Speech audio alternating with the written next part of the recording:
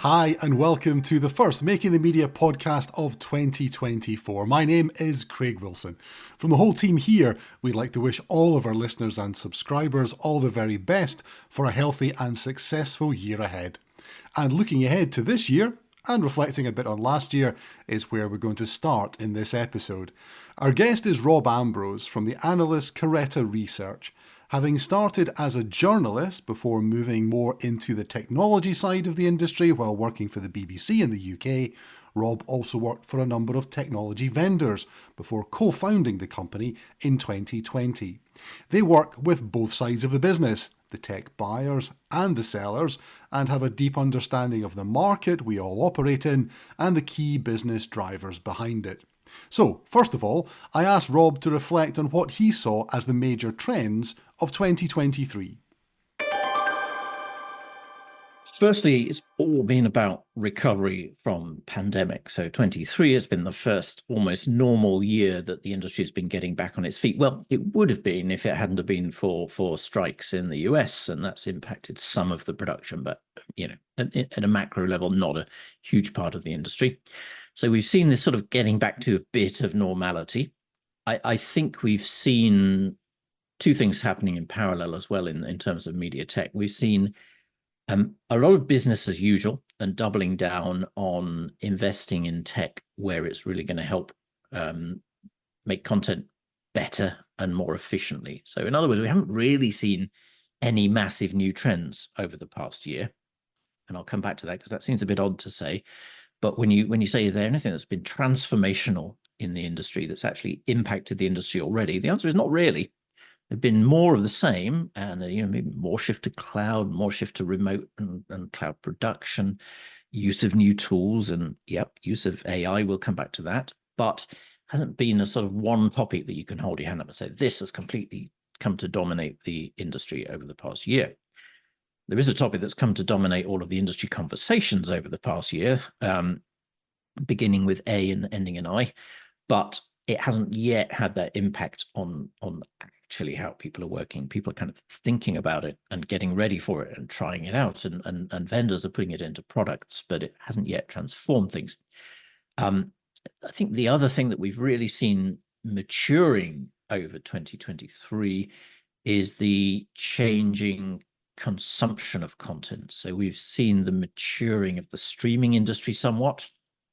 We've seen the sort of the flurry of platform launches that we were seeing a couple of years ago. That's now settled down, and that battleground has become much more about the big streaming services fighting it out to see who's going to be the dominant player and who's going to gain the subscribers. And of course, we've also started to see the owners of those streaming platforms, whether they're the huge international media companies, the Disneys and Paramounts of this world, or whether it's the European or regional players like the ITVs or RTLs of this world. They're also now focused not only on how they can stake out their turf and launch their platform and win eyeballs, but of course, increasingly, they're now figuring out how they make money from those platforms, because whereas consumption has changed, these new platforms haven't necessarily been so successful in turning all of that viewing online on streaming into revenue.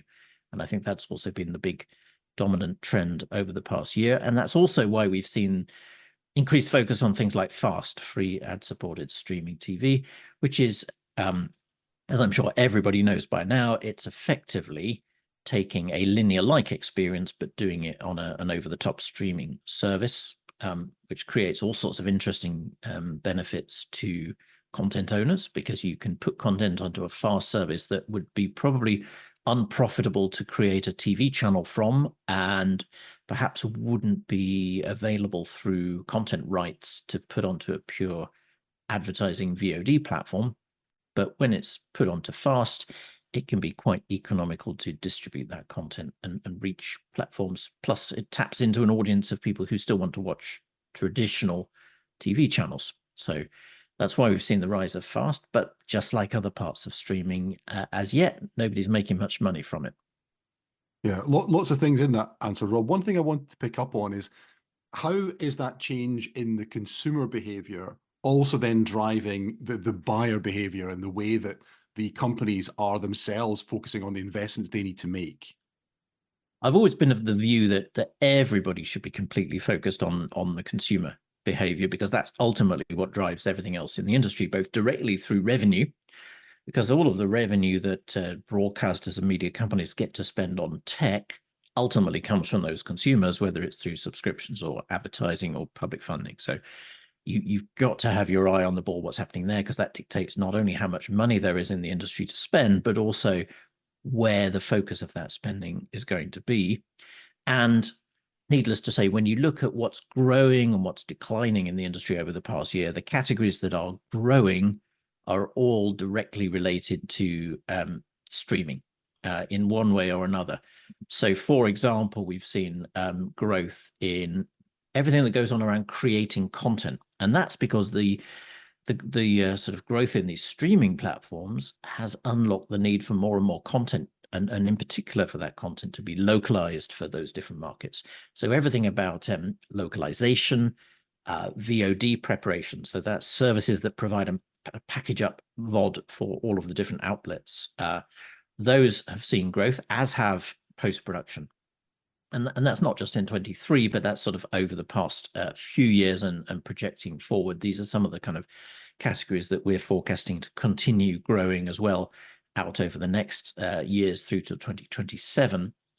And then anything relating to monetizing that content on streaming platforms is quite buoyant at the moment. Both software that's needed to sell directly to consumers, things like user management and billing. We've seen a lot of focus there.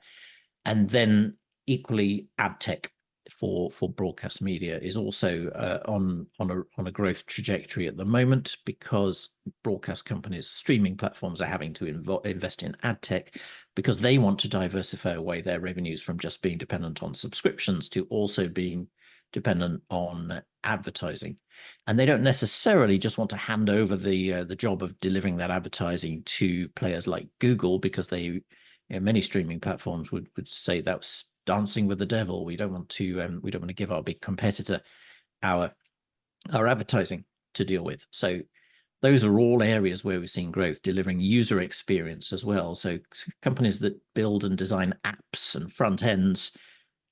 We've seen in the pay TV business as well a huge growth in two things, really. One is Android TV operator tier set-top boxes. So pay TV and telco companies are increasingly creating their super aggregation plays sitting on top of Android TV.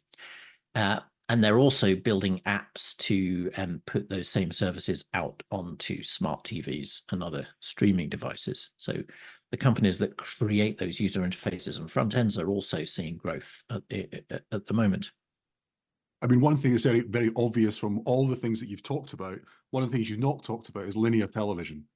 And linear broadcast is something that, from a reach perspective and also from a revenue perspective, is still something that's very, very important to many, many broadcasters. So how does that square with where the investment's going and the direction of travel? I remember it wasn't that long ago that the sort of conversation was around when is there going to be the death of linear? How long is it going to last? And I think what's really interesting is how things like FAST have actually reinvented what linear is all about. And I think I kind of believe this for a long time, actually, and it's now kind of becoming clear from the evidence that linear television as such will never disappear completely. It's just going to change in its format. So you can sort of start to segment what that linear TV market looks like.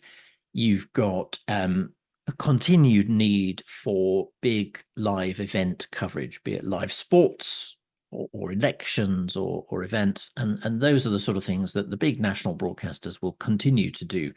And indeed, we see that live production technology continues to be a big part of the market. Interestingly, a lot of that is going to shift towards cloud-enabled live production in the coming years.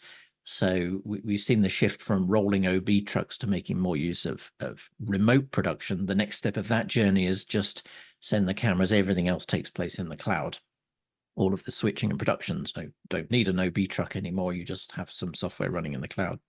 that will move from small events that it's currently serving up to the big ones in the coming year. So live events, that continues to drive live and TV and the big kind of entertainment formats that get people watching around the TV. But of course, anyone with kids also knows that they watch far less linear TV than perhaps people of my generation and your generation do. So viewing trends changing as well. And I think what you'll see over time is that a lot of the longer tail of linear channels will simply shift to be delivered through FAST, because the cost of managing and playing out those channels can be greatly reduced if you start taking a kind of streaming mindset rather than a linear TV mindset. I think rather than sort of linear disappearing, we might actually see more of it, but it will just be cheaper and less broadcast engineering focused in the way that it's delivered. There'll be much less concern about playing out frame accurate channels and much more concern about making, targeted ad insertion and ad replacement in those streams. So I think we'll see the discussion changing over that period of time. You mentioned AI earlier on, Rob. Would it be fair to say that in 23, AI was a bit of a victory of hype over reality? It's really exciting. And if I said at the start that there hasn't really been much going on over the past year, I sort of hinted that actually, even though there hasn't been much happening in a tangible way in AI, it has absolutely dominated the conversation this year. And I think what we're seeing as analysts is so far a little bit of a disconnect, perhaps, between the approach that some of the technology vendors have got and the approach that some of the buyers have got. So technology vendors have been, rightly keen to nail their colors to the AI must. Everybody had to have some sort of AI enablement in their products at NAB and IBC this year. That doesn't mean that they were doing much that was of any use. And that's the important thing. What we see in the data when we've gone off and spoken with buyers is that actually where they want to invest in AI, it's in much more specific use cases rather than general AI enablement. So that's perhaps where the disconnect is between vendors who've said, yes, our product is now AI enabled, and somebody who's perhaps using AI tools in post-production who wants a tool to specifically do facial aging or voice replacement. Those are the sort of detailed use cases that are actually getting the interest from buyers.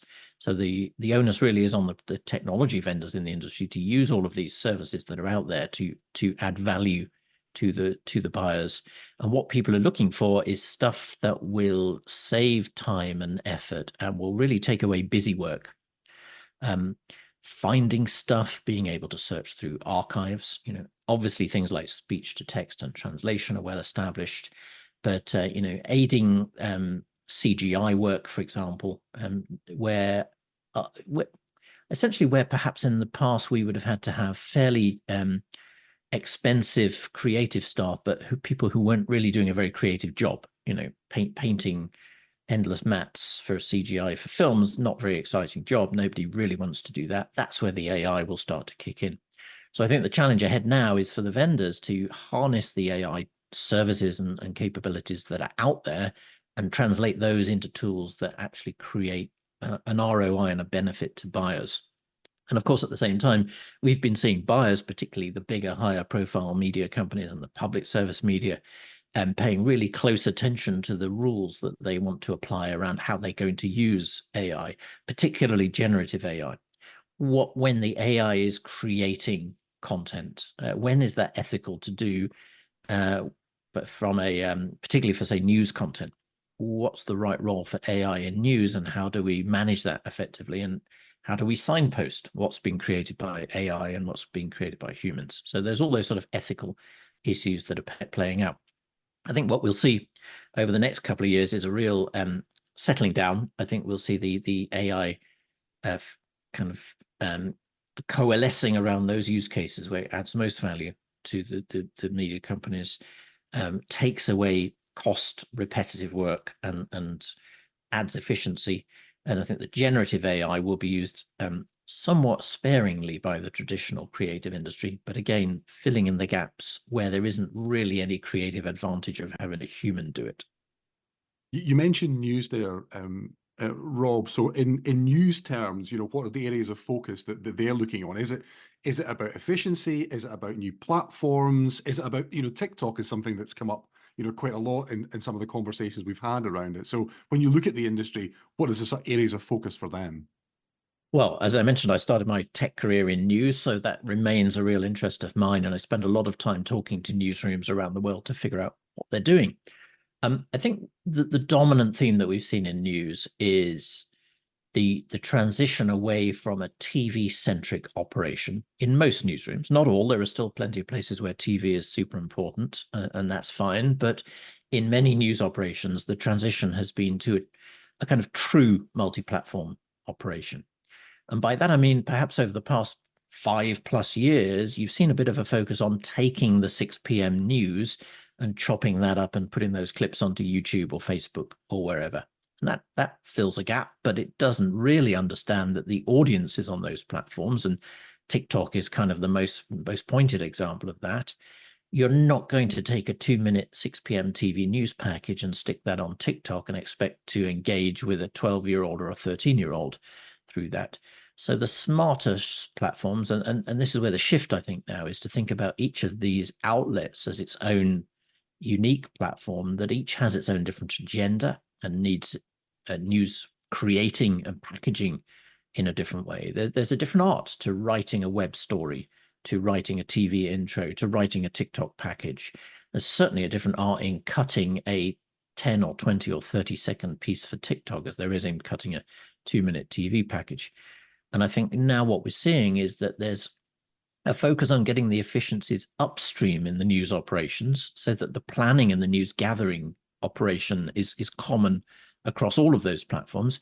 So there's one person who's going out to film a piece of video, but doing it with all of those platforms in mind, and also getting still images and so on and so forth, feeding that all into one big pot, and then having people who really understand what TikTok is all about manage the agenda and manage the packaging just for that platform. And I think that's got to be the key to engage with different audiences on these different platforms, is start with the audience and then work back into how best to meet their content needs.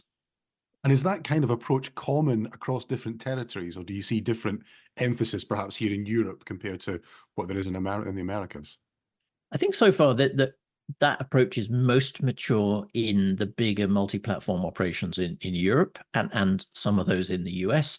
The US news market is unusual in that it's, as you know, very dominated by the local call letter stations that are network affiliates that all are doing an increasing amount of news because they have economics means that it's actually more cost efficient in North America to fill more airtime with news often than with network programming. And increasingly those stations are owned by one of the big station owning groups who are able to kind of create efficiencies across those stations. So I would say those are more TV centric, but certainly in the bigger markets in the US, we're also seeing those same organizations set up those dedicated digital teams that have a different agenda.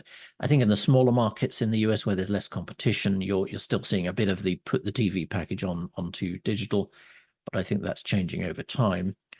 In other markets of the world, though, you still see a more traditional approach in many less mature markets, and that's quite interesting as well. Still, TV news is very important in many parts of the world, so it's not a one size fits all. But I think the direction of travel is clear, that newsrooms recognize that they need to kind of do different kinds of content on each of those different platforms, but that they need to plan and manage that centrally so that they can do it cost effectively. Because if there's one common thread across all news operations everywhere in the world, it's incredibly expensive, but very difficult to make money out of news. Indeed, indeed. One thing you talked about earlier on was about, in terms of the general trends, cloud, remote production, remote working, coming together. When you're looking at cloud in the growth areas, is it around that live production or is it more around things like storage, and that's really where people are looking, and that's where there's growing amounts of investment going in? I think it's across the board. I mean, there are certainly some specific areas of growth that we've seen, and Storage is one of them, interestingly, and I think that again comes back to the shift towards streaming. If you want to make all of your content available on platforms and you want to be able to exploit all of that content you have, you've got to have that sitting in a format that is readily available to use. So people are very often going back into their archives, revisiting them, localizing them, bringing them up to date, and then putting that archive content into cloud storage from where it can be readily distributed onto these different platforms. And some of that is actually just natural progression of archive technology maturing and on-prem archives needing to be replaced because they're obsolete and so on. So there's certainly been a shift into cloud for storage. But I think also you're seeing, the ongoing shift into cloud for everything else as well. Any sort of business-like tools are now cloud by default in nearly every place. So things like, MAM or the tools to manage the back end of streaming platforms. Anything that's sort of software related is inevitably in the cloud. Anything that's content related kind of then comes down to economics and workflow, where it best sits and where those resources are available. I think it's important to say that cloud is not a panacea. There are use cases where cloud makes sense, and there are use cases where cloud doesn't make as much sense still. One of those areas where it still doesn't make as much sense, economically at least, is for sustained 24/7 operations. So it's not necessarily as cost effective like for like to play out your TV channel from the cloud if you didn't change anything else as well. Now, all of those fast channels are played out from the cloud, but the economics are fundamentally different to start with. So if you take like for like and just put it in the cloud, that's not going to be cheaper. And everyone recognizes that.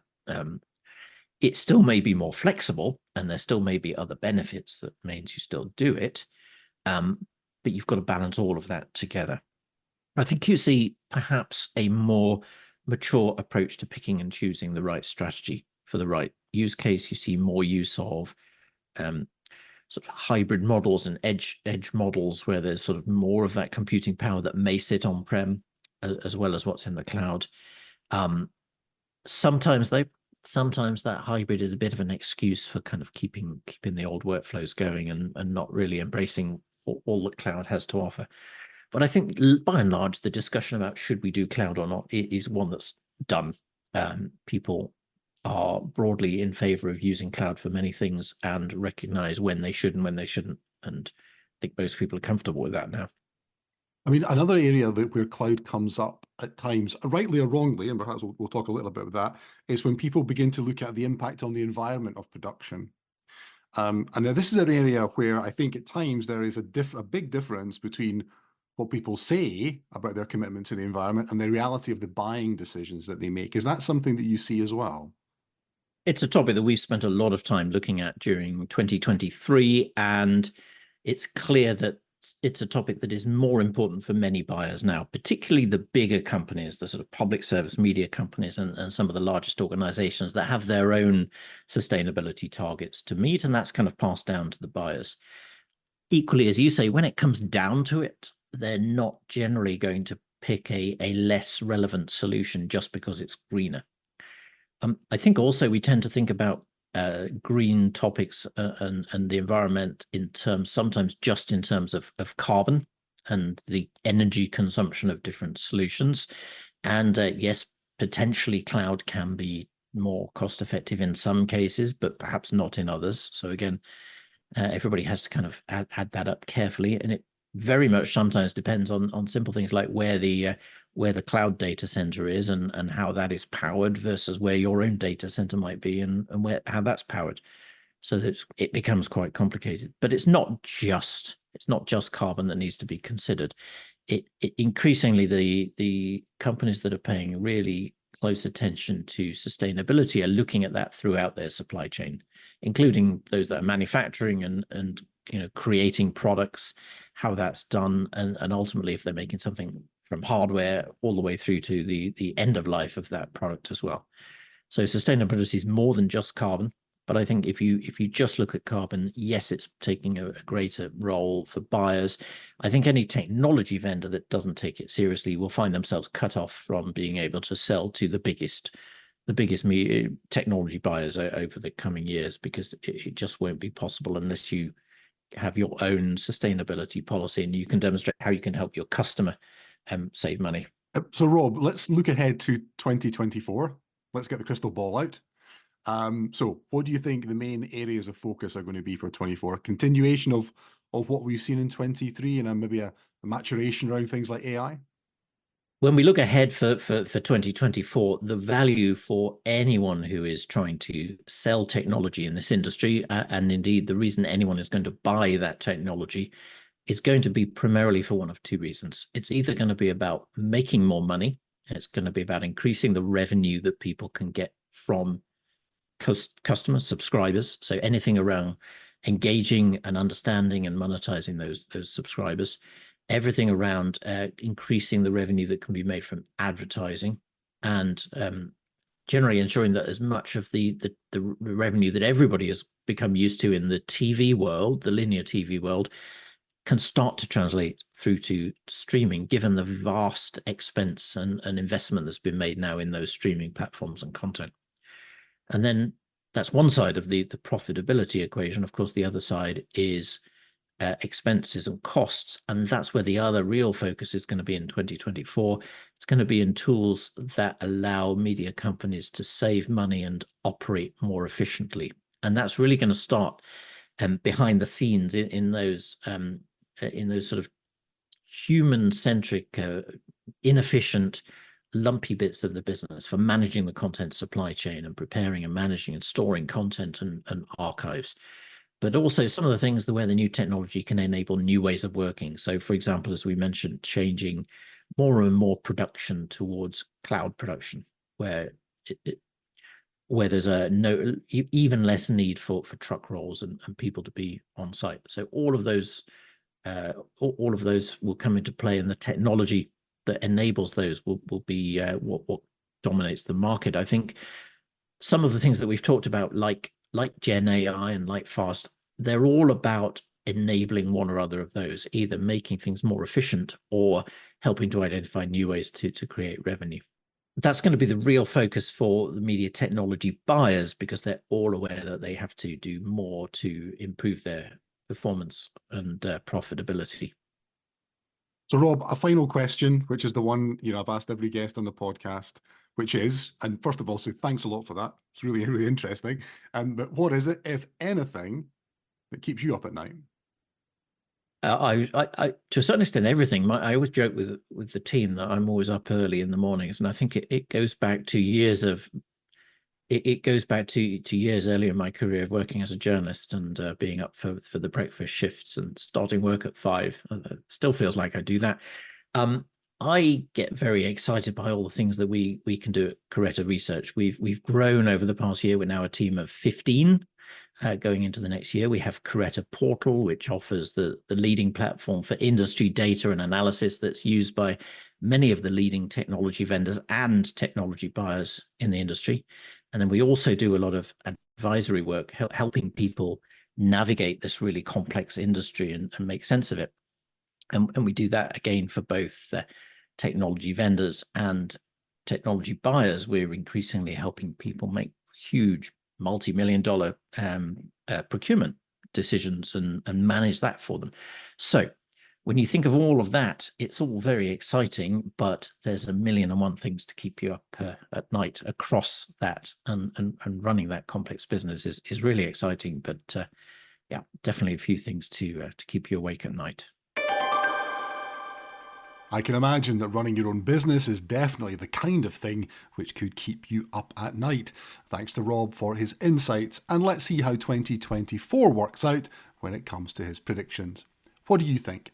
Let us know by leaving a review or by contacting us. We are makingthemedia@avid.com via email, or you can follow any of the Avid social channels and interact with us there.